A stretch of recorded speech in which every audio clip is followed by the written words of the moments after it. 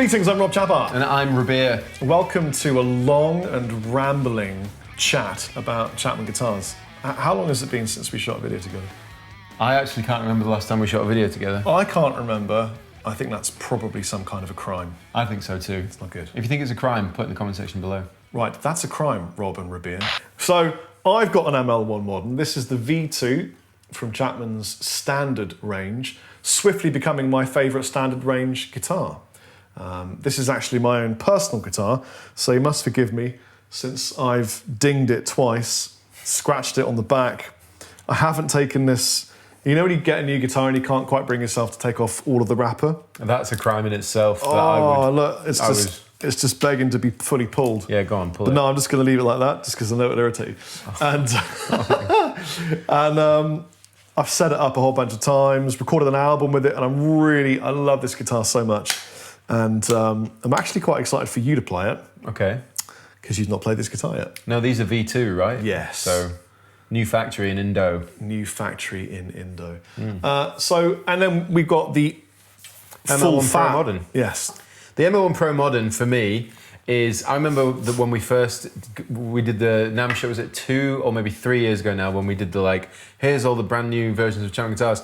And I fell in love with these guitars. And the main reason for me, above many other features, is that you've got this awesome upper fret access. And I remember thinking at the time, and still to this day, when I'm up here, if I was playing up here, which is rare these days, but if it was, I'd be like, that's actually really easy to get up here and do everything I need to do. Yeah, I like the term access because it implies that you need to get to a place, but with that, it's almost like it's not even access, it's just you're allowed. It's like ultimate clearance, the kind that the CIA would grant to certain people.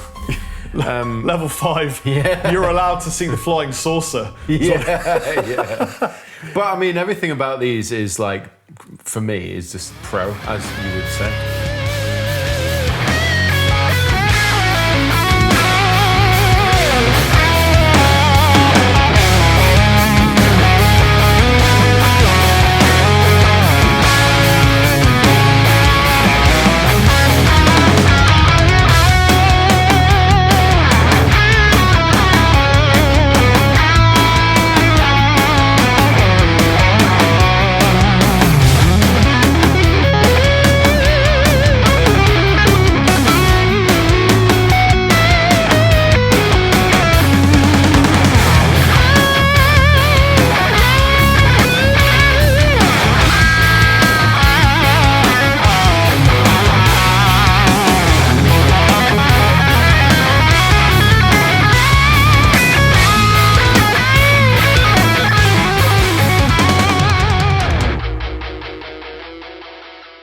You've got your maple cap carved, the Sonorous humbuckers, which are sick in fairness.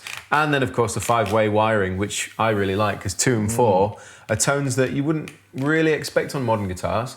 But then when you hear them, you're like, I could totally use that in a modern context. Well, shall we run down the full spec of this one and then take you to the full spec of that one? Do it. And in between, we're just gonna, this isn't a very formal video, it's us. We're idiots. There's no such thing as formalities. No. So we're gonna chat shit and we're gonna play different tones. At the moment we're using this Coolidge Outlander amplifier into a wicked brand new 2x12 barefaced cab, which I'm loving, that Alex from Barefaced dropped over yesterday late at night. I got your cab for you, Rob. Like that. And I just placed it on the ground. It's commitment. When you pick up your V2, you'll know it's a V2 because the serial number will start with the letter C for Chapman. Right. I made that up. It's probably not for Chapman, actually. I don't know what it stands for. It stands for something really epic. That's what it stands for. Starting from the top, going down to the butt, we've got what we call the Heritage headstock. I'm not sure why we called it the Heritage headstock. Do you remember? Now, I remember how it came about, though. How did it come about? Quick story time with Rabea and Chappers. Oh, God. Back in the day with the old ML1 headstock, do you remember that it looked specifically like a specific T-type guitar? Oh, I do recall that it was a little brand. bit F-typey. Yeah, and I remember we were sat in Anderton's in the old warehouse and we were like, we really need to change this. It's a thing that we need to do. And I remember getting a pen and paper and going, well, why don't you just notch the end like this? And then everyone, yeah, okay. You did. And that was it. That's Heritage. I think somebody scanned that and sent it to the factory. Yeah, and that's how it came about. Right. Well, there you go, Heritage. Chapman tuners, 42mm Graphtec. It's tusk, not from an elephant, the kind of plastic. Yeah, we love elephants. We do love elephants. Will be. And whales. Yeah. Big mammals, bro. I'm all about giant mammalia. Well, we are relatively big mammals as far as men go. And then the fretboard, well, that was my wedding ring attacking these jumbo nickel frets. The fretboard is made from Makassar ebony, which is a native ebony to Indonesia. And these are made in Surabaya, Indonesia. And it looks like standard ebony. You wouldn't really know that it wasn't. No, you wouldn't. And it's more common nowadays using Makassar ebony in guitars. Yes, it looks nicer, in my opinion. Yeah. Regular ebony, Indian ebony, people stained it a lot and tried to make it black. I don't like... Because a lot of it's brown. A lot of it's like a walnut kind of brown shade, and people associated that with like cheap, but it's just the colour of ebony. So. It's the colour of the wood, man. Yeah. Let the tree express itself any way it wants to. And then because this is the more affordable range and we were asked over and over again, we ended up putting little fret markers here so that you know where your hand is. It's good though. I think it's good. Maple neck. And then this is a flamed maple veneer. Should add that we specifically spec'd with the factories that it be the highest grade veneers that you could get so that they had that really awesome flame. Yes. Yeah. We said, make it the best veneer that you do. And they said, yes, okay. Reveal binding. It's a mahogany body. And then we've got the sonorous zeros. Yeah, zeros. Now, these are ceramic humbuckers. I believe this is 12.5 and this is 10.5. Okay. I believe that because I looked it up before I started this video so that I would have any kind of knowledge about what I'm talking about. Like a pro. Do you remember the process of working out these pickups? Yeah, it was long and arduous. It was, yes. Only because it's very difficult to, you get a spec in your head, you get an idea of the sound that you want, and then when you get shipped a box of pickups, like months later, when they're finally developed and put them together, and then you start wiring them in, you've kind of like lost that reference point that you had when you first started. So there was a bit of to and fro to get to the point where we were like, yeah, these are actually really good, and changing the factories as well and making sure that they were going to make the pickup because they make them in-house. We're going to, meet the needs hourly of our requirements, which they did. So we should talk about the factory in a minute. So 500k pots, tone and volume, and then it's got a 1-2-3 way. You can pop it out, and actually my favourite tone is that, popped out and down. And it's so nice and creamy. And it does the single split thing, but not in a way that's really bright and sharp, just a really nice way. Chapman hardtail, and then bolt-on. It's an accessible bolt-on joint, recessed, so that you have access. Not as much access as that, which is almost access-less. Accessless. Infinite access. Yeah. All of the access. This is just, here's some access for you. And then the side dots. It's the guitar that I use the most in this studio. Really?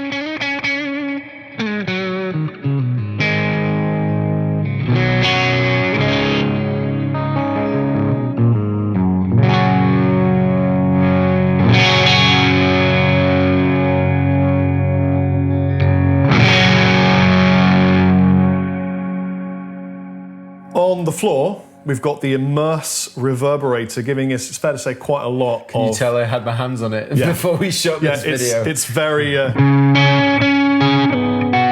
angular, chordy stuff. So if I back, I'm going to dial it in the way I normally have it, which is...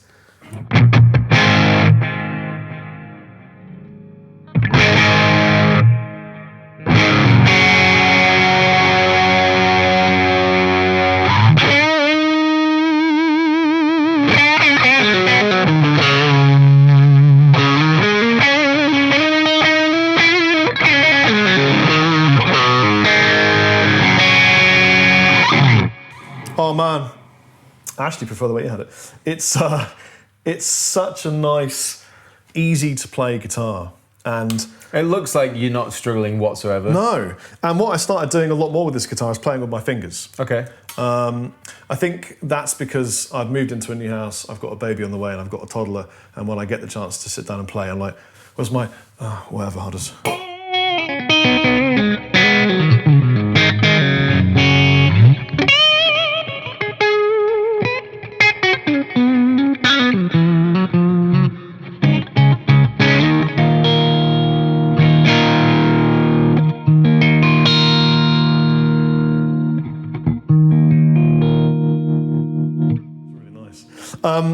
Beezer, why don't you have a little spank on my favourite new Chapman guitar Yes, I will. and show the people how it's properly played. Be gentle. Okay.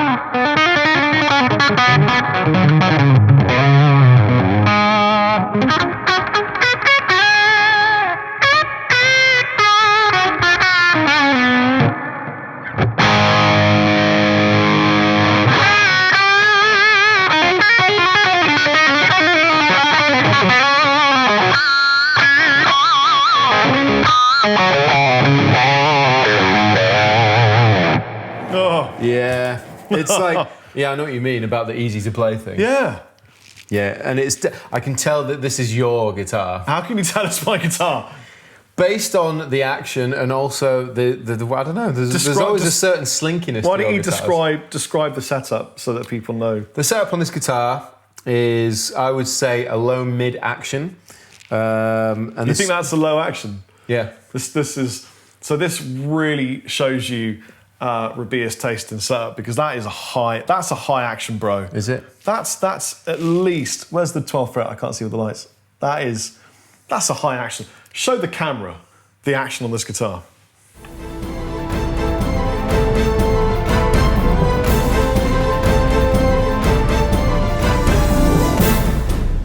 It's a high action. It's really high. But he plays with a monstrous action. Apparently that's a high action. It feels like a low action to me. But the other thing that I can tell is, generally, when I play a specific guitar a lot, the strings go black. When you play guitar, they never go black. No, I got kind of slightly oily hands. Yeah, it always feels like the strings have got fast fret on and they don't ever feel like they're old. That's a really nice compliment, or you're saying I'm really oily. No. But it's true. He's greasy. Snake oil. Is that Chappers like? It's the snake oil. No, you showed me another guitar a minute ago and you were like, oh, strings need changing. I'm like, what are you talking about? These feel brand new. And like, for me, I can play guitar for 4 hours and they go black. Really? Yeah. You know what the difference is there, mate? What? I use only ball. Right. That's what that is. Anyway. It's the only ball. Moving swiftly along, I would say that, to be honest, this guitar hasn't got in my way once in the 45 seconds I played it for. Yeah. Should we clean it up a little bit? Because we crunched up the Chanel and made it a little bit... Well, I can split it down. Split it down. I'm going to do a bit of that. And that will really aid it Okay. in its cleanliness.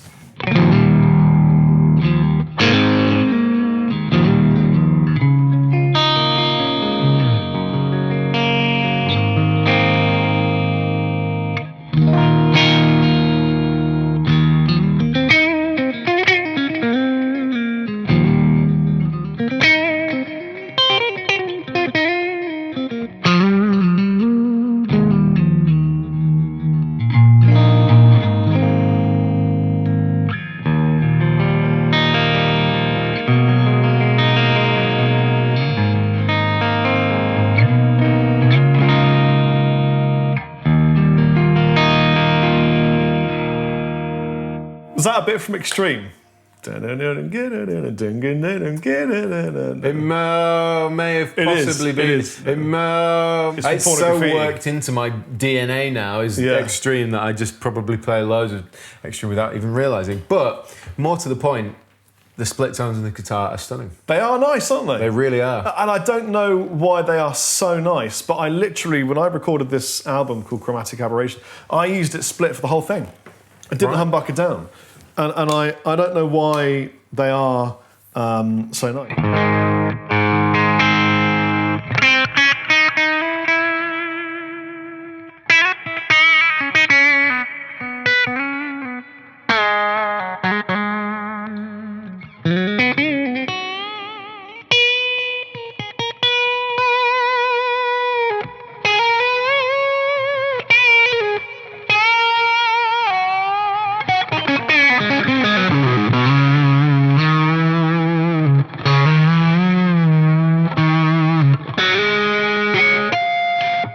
It's just such a joy. I sounded like Lee Anderton then when I said that. It's just such a joy to play this guitar.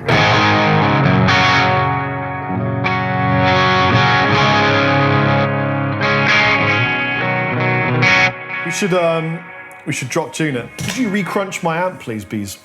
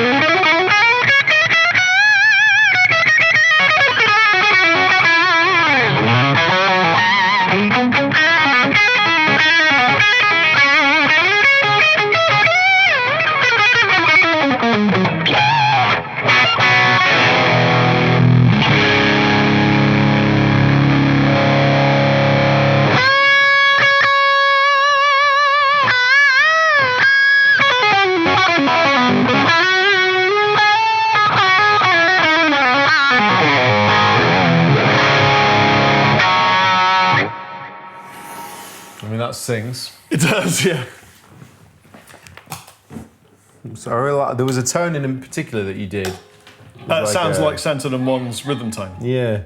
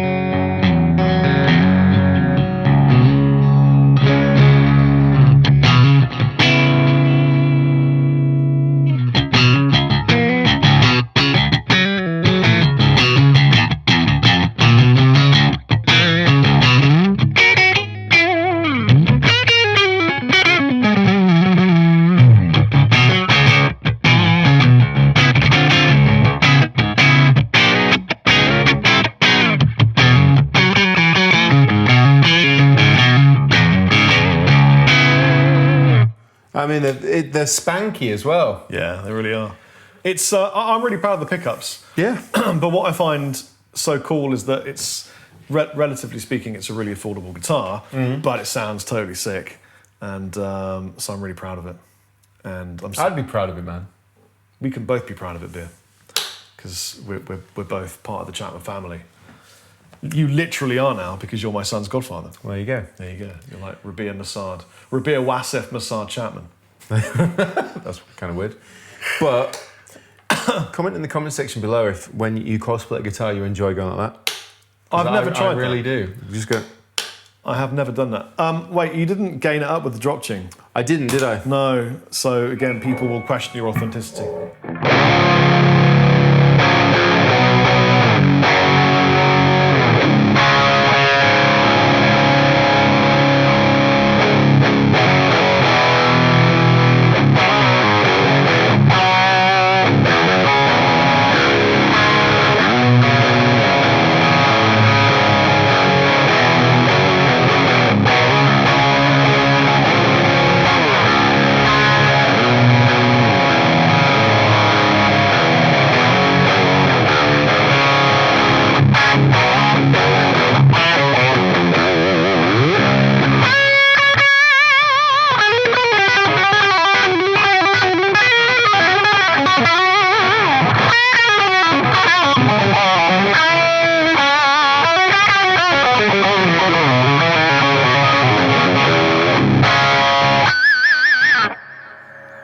Hit that low one. Did I go out of tune?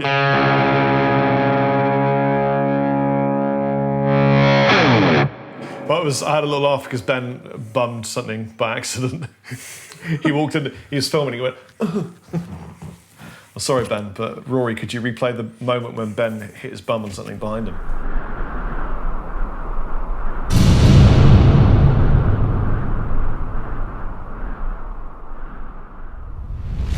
Thank you.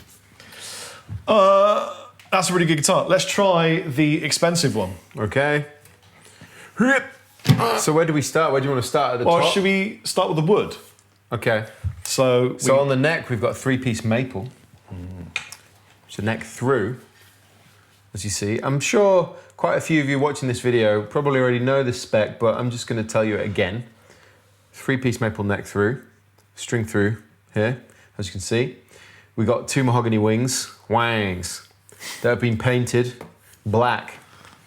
That makes it go faster for you. It does. And then we've got genuine Canadian flamed maple cap, which you can see in different thicknesses because it's carved. So like nearer the sort of where the horn meets the neck, it's quite thick. You got like a good 1.5 centimeters worth there. Can I just say that where the horn meets the neck sounds like a really good Tosca track? Where the horn meets the neck? Yeah.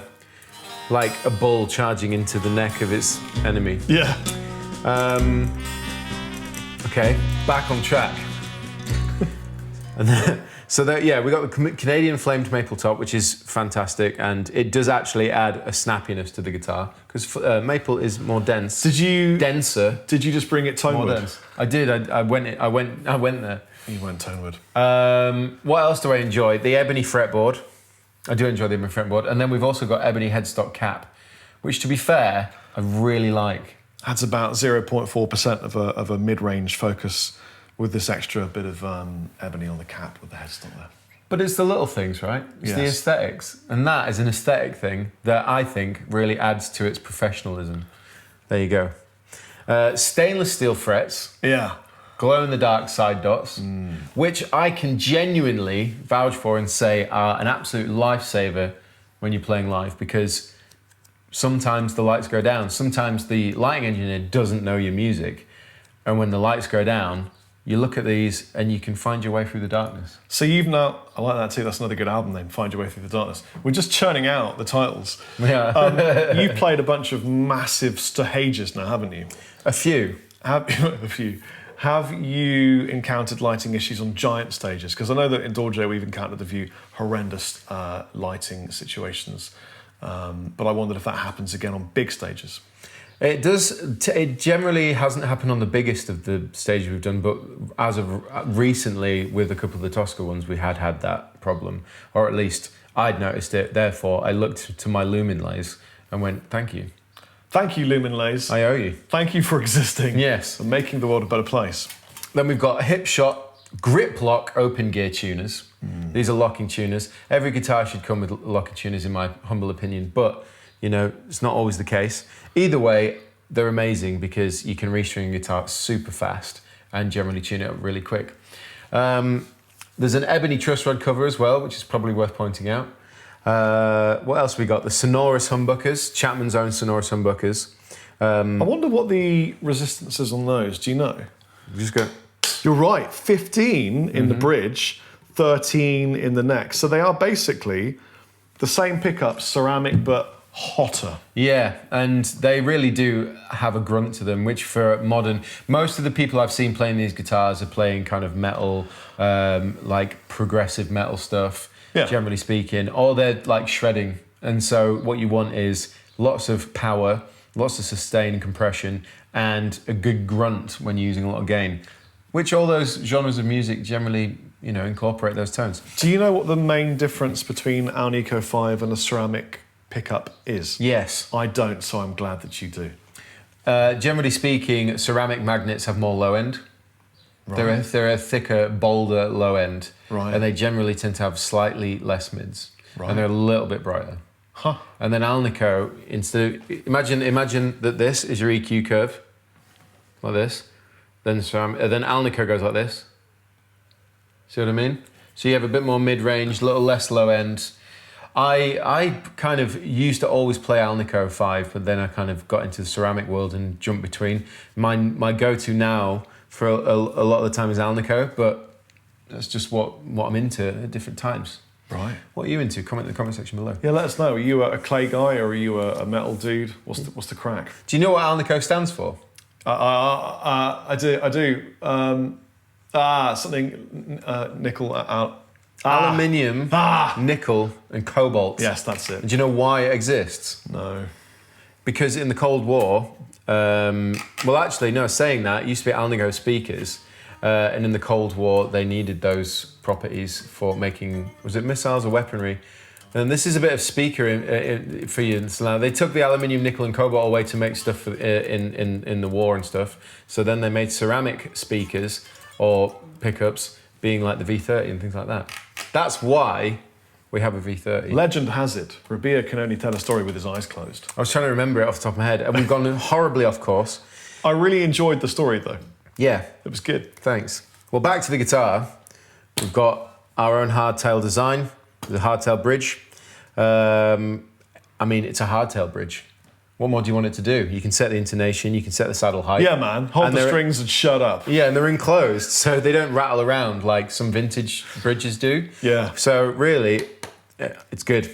And I don't really think it makes a huge difference over the sound, but you never know, might do. Tone, volume. There is no coil split on this, but there is a double wafer super switch inside this guitar. Oh, double wafer super switch. Double wafer super switch. My mum used to buy me those from the Wimpy when I was a kid. Double wafer super switch. Yeah. So what that means is that you can do some really interesting wiring voicings within that, because there's loads of different lugs you can wire the pickup wires to. Lots of out of phase, in phase, out of phase, blending, all that kind of stuff. But what we'd gone for is basically full bridge, and then that is full neck, full bridge, half neck, full both. We're on to position 4 now. And that's full neck, half bridge, and then full neck. So what you end up with is these really nice kind of telly, kind of like jangly tones in between. Show 'em, Beazle. So the difference between the full bridge and then position 2, which is going to be full bridge, half neck.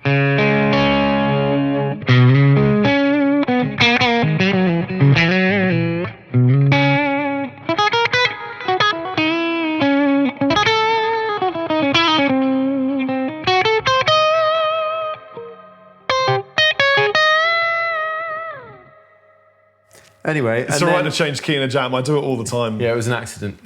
Let's forget about it. But then you've got the neck pickup, which will be this kind of thing. And then you put position 4.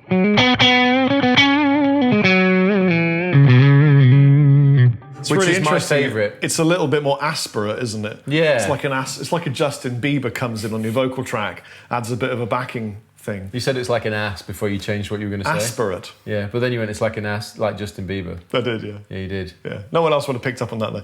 Only you, because you'd known me for so long. I did. I do. Position 4, the aspirate sound.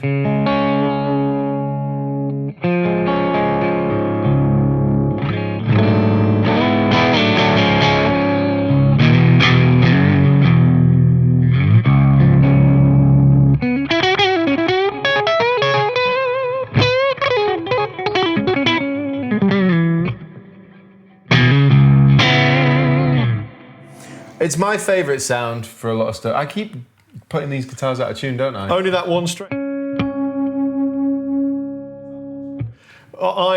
Having stood next to Bea while he plays a lot, he does a thing. You really hit your top string hard. Yeah. I've seen it cross almost the entire fretboard before.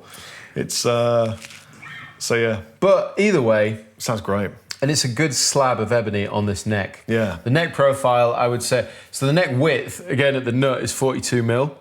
And the thing with the neck in itself is that it's reasonably thin, but it's quite a nice sort of mid-C contour. It generally feels very comfortable, familiar, not too modern in that kind of flat in the middle sense. It isn't like a wizard neck, is it? No, but there's nothing wrong with wizard necks. It's just that I know that everybody in Chapman is more of a, prefer that kind of more traditional kind of guitar. So, but when designing the modern range, it was kind of like, we do need to cater for that. So it is somewhere in the middle. flat and wide, nearly, but there's more of a curve to it. So, Well, along with those stainless steel frets, it's slinky, you know. Well, it comes with 10 gauge only ball strings, obviously the best strings in the world. Right. So we have this funny sibling rivalry with string companies because Rabea is very firmly with D'Addario. Who I love. And I am very firmly with Only Ball, who I love. Only because Sterling gives me a lot of food when I go and see him. Steak and stuff. So much food. He's a feeder, that guy. But to keep things rolling on dubs, we should carry on and say that this is a modern guitar, therefore we should be playing modern sounds. All right, well, do you want to crank up the gain again? Yeah. I turned it down a bit for you. And then hit this bad boy on. Yeah, that very thing.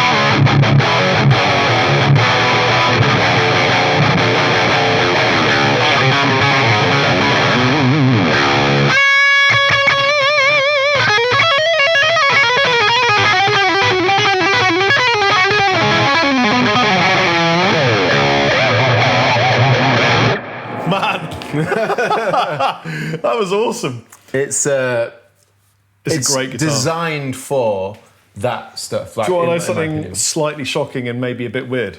Yes. I don't own one of these. Do you not? No. Oh. So obviously I can pick up any Chapman guitar that I want to, but I really play a lot of Ghost frets, a lot of ML3 RCs, this a lot.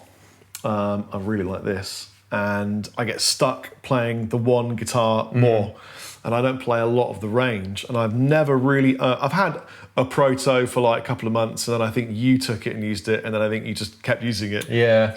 Hammered it to death now, the guitar. And it's been a workhorse for trying out different pickups as well. Yeah. But I actually have an ML1 Pro 7 now, which is almost identical. Well, it is identical, except it's got an extra string. And I've always really enjoyed how easy these guitars are to play. And again, when you're doing the modern riffage kind of shreddy thing, it's just like, it doesn't even try to get in your way. And that's I like the way you for put me. that.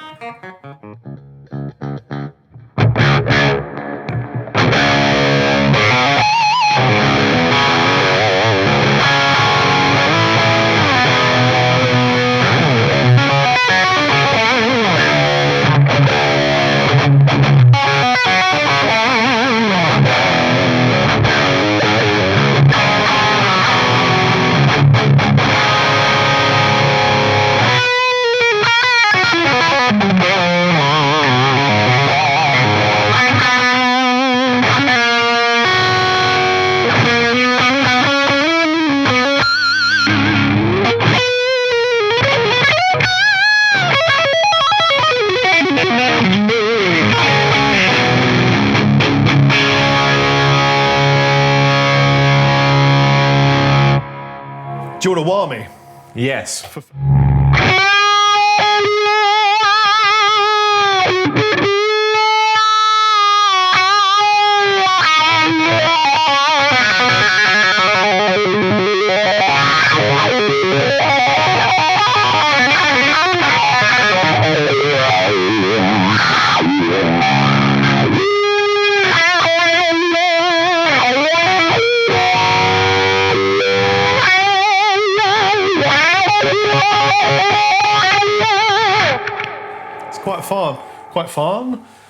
Quite farm. It's Quite quite hard fun. to do as well. I'm watching where you are and what you're doing and then going, right, that should be when that goes. Oh yeah, I do that with Lee sometimes. Yeah. Yes. And your mouth goes.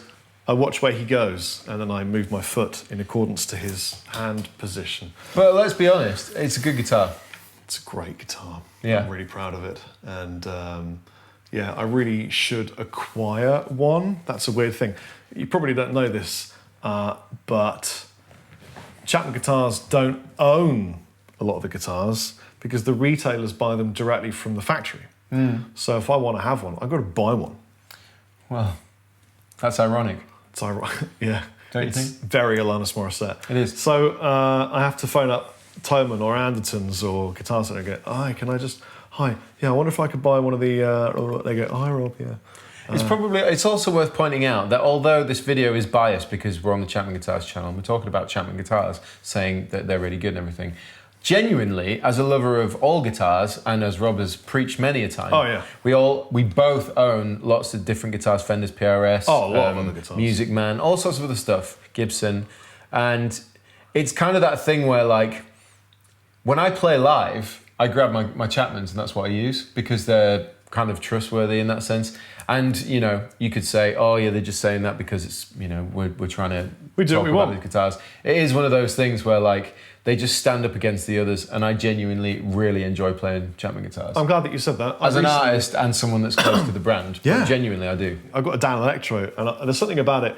It's made as cheaply as you could ever make a guitar, but something about it I really enjoy, the limitations it forces when you're writing, and I'm doing some writing, and so I enjoy playing the Dan Electro, and also this Paoletti I've got, and then my son's PRS, because he needs it warmed up for him for when he's old enough to properly grasp the neck.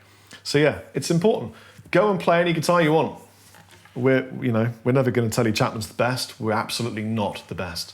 We are just one of the many happy guitar companies out there. And they're good guitars. So that's what I'm trying to say, is they're just, they're good guitars. So, I have been Rob Chapman. I've been Rabea. And 10 years ago, you know what, actually, it's actually 11 years ago. I kind of made a mistake, it's not 10 years ago. That's the truth. But it's a bit weird because the first ML1 ever was made 11 years ago, right. and it wasn't a Chapman guitar, it was a Gould. Yeah. And then it crosses over into the 10-year mark when we actually manufactured the Chapmans. So really, Chapman Guitars is 10 years old, but the first one that came out was kind of 11 years ago, which is kind of a funny thing. But 11 years ago, I got the first ever ML1, and I made a video saying, I guess that makes me Rob Chapman from Chapman Guitars. Yeah. So it's kind of a weird thing that I can still say it 10 years later. You've absolutely been Rob Chapman from Chapman Guitars. I have. See you later, guys.